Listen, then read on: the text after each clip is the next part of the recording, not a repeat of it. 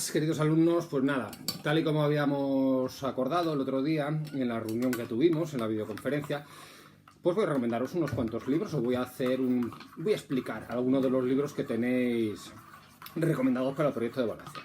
Por lo tanto, nada, bueno, me he cogido unos cuantos libros que tenía aquí por casa, de los que están en el listado. Yo creo que la mayoría están en el listado. Como ya sabéis, podéis elegir lo que os dé la real gana. Pero bueno, yo me tomo la libertad de recomendaros algunas cosas que son, para mi gusto, muy interesantes. No se de ningún criterio a la hora de seleccionar estas recomendaciones para hoy. Simplemente he ido a mis estanterías y he cogido pues lo que he encontrado así en un primer golpe de vista. Vamos, que le he dedicado a la selección de esta primera recomendación pues un minuto.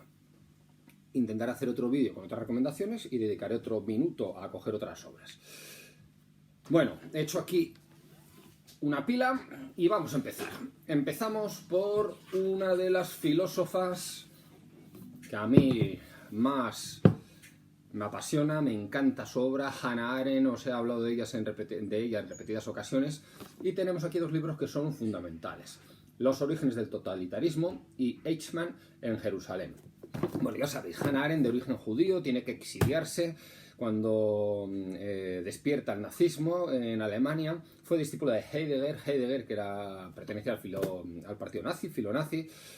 Bueno, Hannah Arendt hace un periplo por Europa, consigue llegar a Francia, y de Francia, si no recuerdo mal, consigue llegar a Estados Unidos, donde ya se instala y donde vivirá el resto de sus días en Nueva York.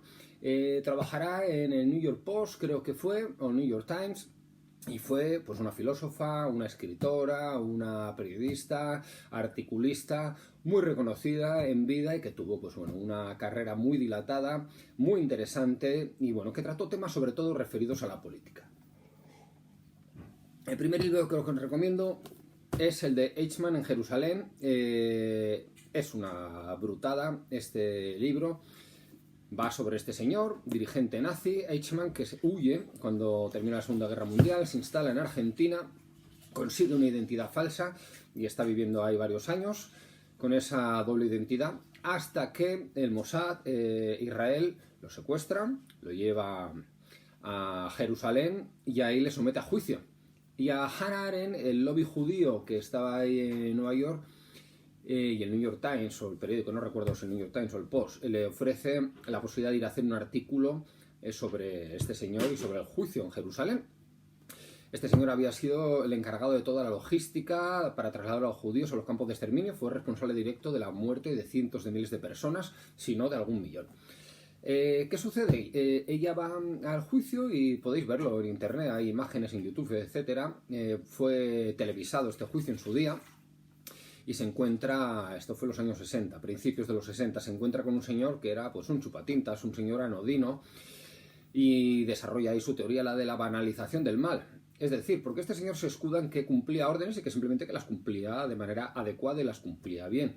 Y bueno, ese buen cumplimiento de las órdenes que había recibido pues llevó a la muerte a cientos de miles de personas, como os comento, de manera directa, gracias a su trabajo. La banalización del mal lo que nos viene a decir es que cualquier persona anodina, tu vecino, el tercero, el carnicero, una dependienta, bajo las condiciones adecuadas, pues puede conseguir convertirse en un monstruo como los que hubo en el nazismo. Es decir, que era una persona normal y corriente, pero que con unas condiciones adecuadas desarrolló esa especie de maldad. Bueno, esos artículos fueron fatal recibidos, querían un retrato, el lobby judío, de un asesino despiadado, una caricatura de un nazi. Se encuentra pues un retrato de una persona normal. De esos artículos salió después este libro. Esto es una maravilla, os lo recomiendo. Los orígenes del totalitarismo. Hannah Arendt trató mucho sobre política, tuvo muchos problemas en su época, recordad por lo que os he contado. Es un libro monumental, es un estudio serio. Pero bueno, este libro se puede leer de manera compartimentada, va por secciones, podéis leer la parte que más os interese. Trata varios temas fundamentales: el origen del antisemitismo, del antijudaísmo, el origen del imperialismo y el origen del totalitarismo. Ahí ya nos metemos con fascismo, nazismo, etc. Podéis ir a cualquiera de estas secciones y leer lo que más os interese. Bueno, está escrito de manera increíble y a buen seguro no os dejará, pues bueno, impávidos. más cosas vamos a ir cogiendo. Nos metemos ahora Jean-Paul Sartre, existencialista, Albert Camus, existencialista, y Jean-Paul Sartre, existencialista. Bien, todo relacionado con el existencialismo francés, que veremos, que a mí me encanta también. El existencialismo francés es una corriente de pensamiento con cierto toque pesimista, hemos hablado un poquito de ellos en clase, que se desarrolla en el periodo entre guerras, entre la Primera y la Segunda Guerra Mundial. Después, con Jean-Paul Sartre, porque Albert Camus muere joven en un accidente de tráfico, pues tendrá más desarrollo en otras direcciones. El existencialismo fue una corriente filosófica que tocó para su expresión muchos palos: teatro, novela, ensayo, artículo, etc.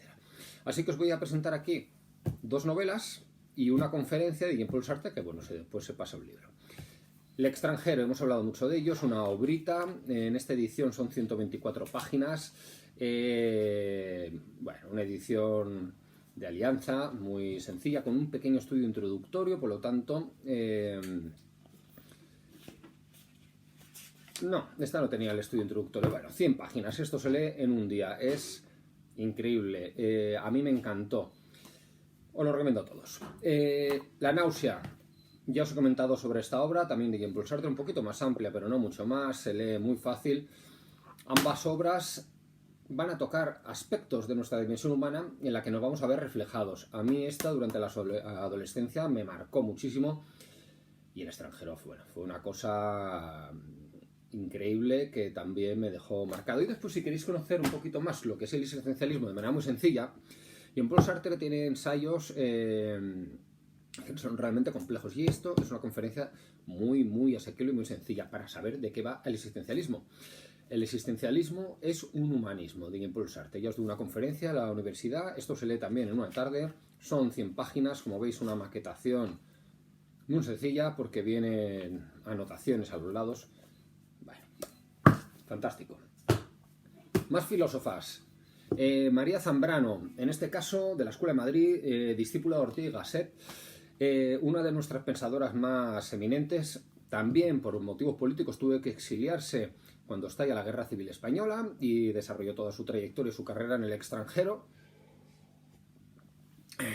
Sigue un poco la estela de Ortega, intenta unir la lírica, la poesía, la expresividad hispana con el castellano, y bueno, es una preciosidad. En este caso os recomiendo Pensamiento y poesía en la vida española, un ensayito, como veis, 107 páginas, es asequible, se lee bien, y bueno, pensamiento femenino que va a intentar indagar sobre la condición española, y máxime en una situación como la de la Guerra Civil, de aquella parte que nos va a permitir, pues bueno, ver cosas muy interesantes. Bueno, Emilio Guido es un filósofo ya muy veterano, sigue en activo, y esta es su última obra sobre la educación. Me la recomendó, bueno, me la regaló vuestro también profesor Emilio, de lengua, en 2018, por lo que veo, tengo aquí una dedicatoria preciosa. Bueno, esto es un alegato a favor de la educación pública, nos explica los motivos por qué la educación pública debe ser algo fundamental, y creo que tiene mucha actualidad debido, pues, al contexto en el que estamos metidos, cómo la educación pública ha tenido que reconvertirse en un mes. Ahora hacemos teleeducación, hacemos estos vídeos, nos comunicamos, lo hacemos de otra manera, pero seguimos necesitados de medios, de apoyo, etcétera. A ver si después de esta crisis, pues esto nos permite tomar conciencia de que lo público también es imprescindible y necesario. Emilio Guido es una voz muy lúcida en este panorama, ha sido profesor muchísimos años, por lo tanto sabe de lo que habla, no es ningún advenedizo, ningún intrusista, y bueno, os va a encantar.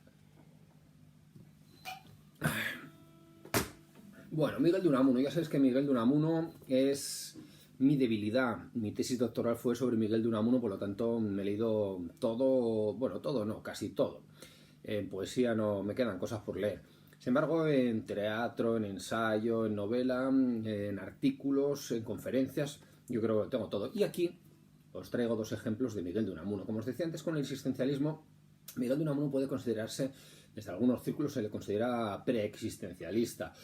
También utiliza, como os he dicho, ensayo, novela, teatro, poesía, todos los medios expresivos, conferencias a su disposición para expresar sus puntos de vista. Me encanta Miguel de Unamuno, cómo retrata la condición agónica del ser humano, el ser humano entre dos dimensiones, entre el todo, entre la nada. Él tiene mucha preocupación escatológica. ¿Qué será de nosotros tras nuestra muerte física? En fin. Novela de Miguel de Unamuno de madurez, clásico de la literatura y también de la filosofía. San Manuel Bueno Mártir. Es una novela ya crepuscular en Miguel de Unamuno. Hay cierta negatividad en la posibilidad esa de alcanzar la vida tras la muerte. Bueno, en este caso va de... Bueno, como veis lo tengo todo anotado, de cuando trabajé sobre ella. Habla de un párroco, don Manuel, en un pueblecito que ha perdido la fe. Y sin embargo, toda su parroquia, todos los del pueblo, pues buscan respuestas en relación a la espiritualidad, a la fe. Y las tienen que encontrar en don Manuel, que no cree ya. Increíble, muy fácil, 150 páginas, esto se lee... Bueno, no, 150 no, menos, porque aquí tenemos una bibliografía sobre un estudio que se hizo, o sea, que tenemos aquí, que es una novela que serán 80, 90 páginas, se lee en una tarde también. Y después esto es un ensayo del sentimiento trágico de la vida. Esta es la obra fundamental ensayística de Miguel de Unamuno, donde viene condensada, es su mayor obra de madurez, donde viene condensada su visión filosófica. La visión filosófica unamuniana, sin embargo, él, que era un poco nietzscheano también en algunos aspectos, lo cita 2 o 3 ocasiones. Había algo de la obra de Nietzsche, a pesar de que Nietzsche, por esta época, tampoco era tan conocido como ahora, pero empezaron algunos círculos a abrirse camino. Bueno, esta obra la tengo ultra trabajada, es una maravilla. Aquí viene condensada toda la filosofía, como os digo, unamuniana, del sentimiento trágico de la vida. No es una obra tampoco sencilla, tampoco es imposible, se podría leer también fragmentada. Bien, vamos a hacer una... En este caso vamos a unir bajo un mismo autor 4 obras. Edward Said. Esto es una maravilla, este autor es potente. Murió no hace tantos años, 10, 12, 15, no más. Desarrolló en universidades norteamericanas y europeas su labor docente y sus investigaciones muy relacionadas con la causa palestina. Y bueno, aquí nos habla de las representaciones del intelectual. Esta obra es preciosa, es un ensayito breve, como podéis ver. Nos habla de qué papel debe tener el intelectual en la sociedad. El intelectual que suma, ¿no? No el intelectual orgánico, que también lo diferencia aquí, el que está al servicio del poder, sino el intelectual crítico que se enfrenta al poder para mejorar la situación. Esto es precioso. Y tenemos una obra que es básica en Said, que es la de Cultura e Imperialismo. En Cultura e Imperialismo nos habla de cómo las corrientes imperialistas y colonialistas de los siglos XVIII y XIX dan como resultado pues todo una corriente cultural que, bueno, que imprimen, ¿no?, de romanticismo la literatura, el teatro, etc. Bueno, es un estudio muy amplio, se puede leer compartimentado y podéis ir a lo que más os interese. Está genial, pero nos hablará aquí de King, de Kipling, ¿no?, del libro de las Tierras Vírgenes, El corazón de las tinieblas de Conrad, etc. Es decir, esta producción cultural que viene después del imperialismo, ese romanticismo hacia lo extraño, hacia lo exótico, hacia lo alejado, que ha sido conquistado por el potencial europeo. Said es crítico con esa noción y nos la explica. Pero aquí también sale, a raíz del imperialismo, también sale otra cosa, los hijos ilegítimos del imperialismo, que es una maravilla. Esto sí que me encanta, y es los pueblos sometidos a las corrientes imperialistas europeas, cómo utilizan el potencial también cultural europeo para hacer estudios sobre su propia condición, su emancipación. Y aquí tenemos 2 autores, Taylor y Frank Fanon, nos tienen recomendados, que esto es una maravilla. Los jacobinos negros, bueno, James y Fanon, ambos eran descendientes de esclavos negros. Estas personas sabían de lo que hablaban.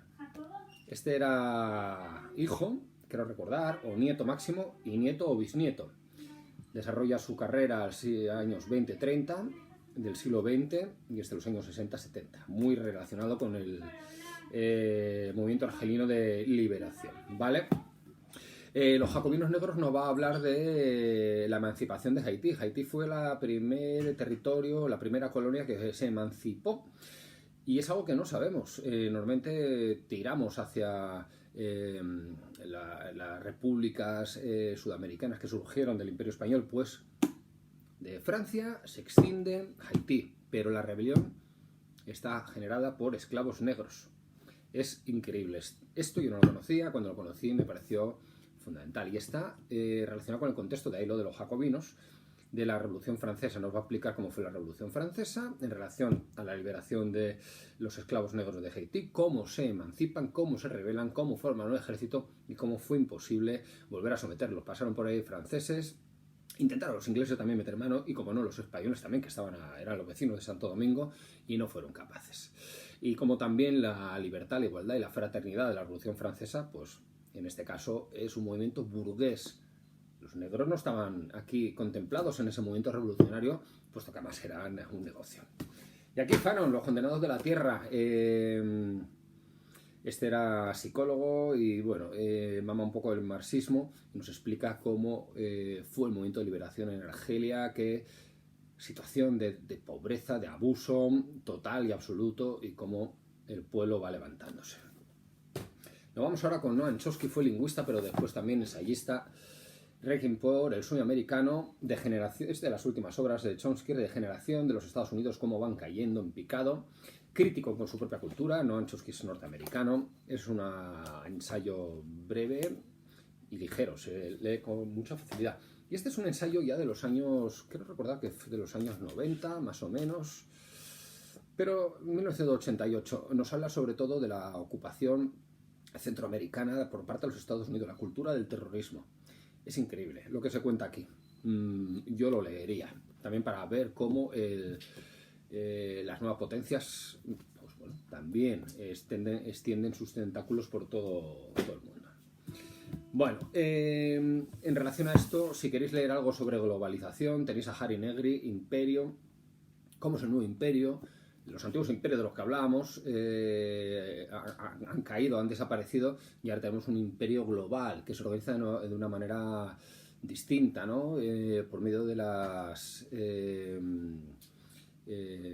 tecnologías de la información y la comunicación. Pues aquí Harry Negri nos va a hacer un análisis que es increíble. Esta obra es fundamental. Es amplia, también se puede leer fragmentada. Y por último, José Álvarez Junco es un historiador español. Esta es su última o penúltima obra. Es catedrático en la Complutense, muy conocido. Dioses útiles, en este caso nos habla del nacimiento, cómo nacen los nacionalismos, cómo se desarrollan tanto los nacionalismos periféricos como los nacionalismos centrales, cómo hay unos elementos comunes, una mítica común, etcétera, y en fin. Muy recomendable también a quien nos interese. Bueno, pues estas son las obras que quería recomendaros para hoy. Espero que alguna os motive y que en fin, que os animéis con alguna de ellas. ¿De acuerdo?